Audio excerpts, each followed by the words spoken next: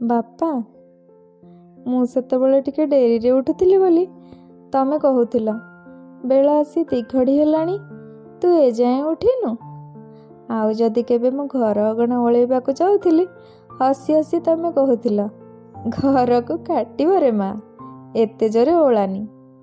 ଆଉ ବୋଉ କେବେ ଯଦି କହୁଥିଲା ମା ରେ ଆଜି ରୁଟି ଦିପଟ କରିବାରେ ସାହାଯ୍ୟ କରନ୍ତୁନି, ଓଲଟା ମୁଁ ତାକୁ ପାଣି ଗ୍ଲାସଟେ ମାଗି ପିଇ ଦେଇ କହୁଥିଲି ବୋଉ ମୋତେ ହାଲିଆ ଲାଗିଲାଣି, ମୁଁ ଯାଉଛି ଶୋଇବି।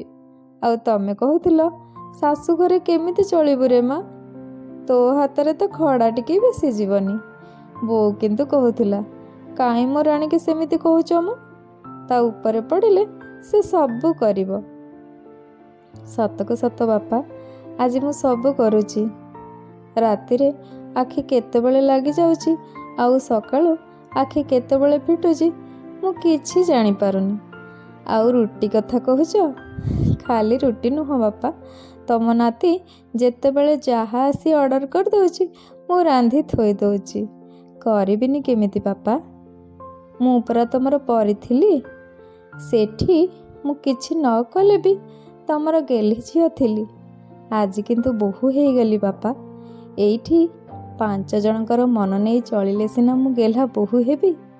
ସେଥିପାଇଁ ତ ଝିଅ ଦୁହିତା, ଦୁଇ କୂଳକୁ ହିତା।